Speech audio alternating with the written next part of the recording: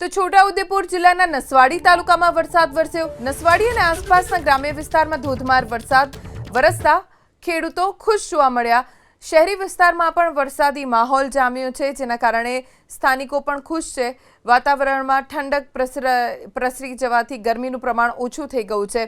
હવામાન વિભાગની પણ આગાહી હતી કે 15 જૂન પછી વરસાદનું જોર વધશે, જો કે પહેલા રાજ્યના છૂટાછવાયા સ્થળોએ વરસાદ વરસશે। રાજ્યમાં ભારેથી અતિભારે વરસાદ વરસવાનું અનુમાન અંબાલાલભાઈ પટેલે પણ વ્યક્ત કર્યું છે। તેમના અનુમાન મુજબ 15 જૂનથી ધોધમાર વરસાદ ગુજરાતના અલગ અલગ વિસ્તારોમાં વરસશે। જો કે અગાઉ આજથી જ વરસાદી માહોલ અલગ અલગ વિસ્તારમાં, ખાસ અમરેલીના વિસ્તારોમાં વરસાદ વરસી રહ્યો છે।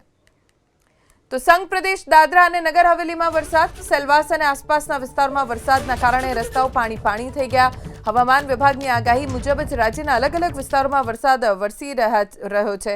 આજથી રાજ્યના મોટાભાગના વિસ્તારોમાં ગાજવીજ સાથે વરસાદનું હવામાન વિભાગ તરફથી અનુમાન વ્યક્ત કરવામાં આવ્યું હતું અને હવામાન વિભાગની શક્યતા મુજબ જ આજથી જ વરસાદી માહોલ રાજ્યના કેટલાક વિસ્તારોમાં જોવા મળી રહ્યો છે। હવામાન નિષ્ણાત અંબાલાલ પટેલે પણ કહ્યું હતું કે 15 જૂનથી રાજ્યના કેટલાક વિસ્તારોમાં ભારેથી અતિભારે વરસાદ વરસશે। સંઘ પ્રદેશમાં પણ વરસાદનું અનુમાન વ્યક્ત કરવામાં આવ્યું હતું અને અનુમાન મુજબ જ દાદરા અને નગર હવેલીમાં વરસાદ પડી રહ્યો છે।